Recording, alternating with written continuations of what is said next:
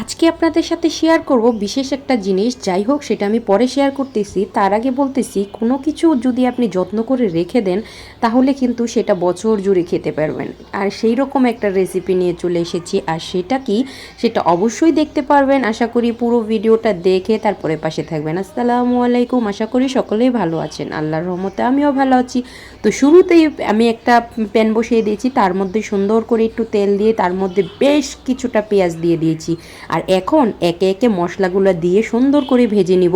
Step by step রান্নাটা আজকে complete করে নেব। আর পরবর্তীতে দেখিয়ে দিচ্ছি যে সারা বছর সংরক্ষণ করে কি খাওয়া যায় আর কি রাখা যায়, কিভাবে রাখা যায়।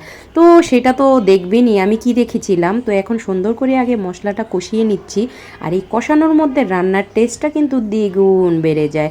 আর আজকে আমি এই তো দেখেন কষানোর ফাঁকে দিয়ে আমি আপনাদেরকে আরেকটা দেখাচ্ছি, সেটা হচ্ছে বাটা মশলা। আপনি যে কোনো তরকারিতে বাটা মশলা দিবেন, তরকারির স্বাদ 3 গুণ বেড়ে যাবে আমার কাছে মনে হয়। তো এখন আমি সুন্দর করে পানি দিয়ে তারপর এটাকে বার করে আমি কষিয়ে নিচ্ছি। বাড়ি বাড়ি কষিয়ে নিলে এই কষানোর তরকারিটা কিন্তু সেই মজা হয়। এখন আমি দেখিয়ে দিব এটার মধ্যে আমি দিচ্ছি কি। আর সেটা হচ্ছে 2টা রুই মাছের মাথা। এই 2টা রুই মাছের মাথা ভালো করে কষিয়ে পাটা পুতা দিয়ে ছেঁচেন আর কাঁচামিচ দিয়া খুন্তি দিয়া যেইভাবে বাইরাইয়া পাইরাইয়া যেইভাবে পারেন আপনার সেইভাবে ভেঙে নেবেন। তো ভেঙে নেওয়ার কাজটা আপনার। আমি আমারগুলা ভেঙে নিব। এই তো হালকা একটু ঢেকে দিয়েছিলাম একটু নরম হওয়ার জন্য। মাছটা যখনই একটু নরম সিদ্ধ হয়ে যায় তখন আস্তেও করে আলতো করে আপনি খুরচুন দিয়ে গুঁতো দিলেই এটা আমি মনে করি খুলে যাবে। তো সেইভাবে আমি সুন্দর করে কষিয়ে মাছগুলো একদম খসা খসা করে ফেলবো, মানে খোলাসা করে দিব। তো এটা সুন্দর করে দেখেন, এই তো দেখেন আমার এই মাছটাকে ভাঙা কিন্তু কমপ্লিট হয়ে যাচ্ছে। আর এই মাছটাকে ভেঙে যদি রান্না করেন তাহলে কিন্তু অনেক মজা হয়। আর আপনারা চাইলে মাছটা না ভেঙেও রান্না করতে পারেন, কিন্তু সেটার টেস্ট কিন্তু এটার মতো হবে না। এটা কিন্তু খুবই মজা হয় খেতে। আর আমি আজকে রান্না করব সেটা হচ্ছে সিমের বিচি।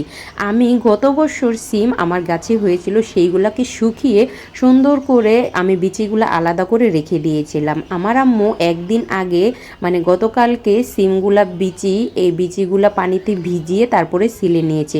আর এই তো দেখেন মাঝে মধ্যে হালকা একটু কালো ভাব হয়েছে, কারণ হবেই তো, এটা 1 বছর পুরানো। আর এই সিম বিচিটা রান্না করতে কিন্তু বেশ কয়েকবার পানি দিতে হবে, কারণ সিদ্ধ হতে কম সময় লাগে না, অনেক সময় লাগে। আপনি চাইলে প্রেশার কুকারে রান্না করতে পারেন, প্রেশার কুকারে কিন্তু তাড়াতাড়ি হয়ে যাবে।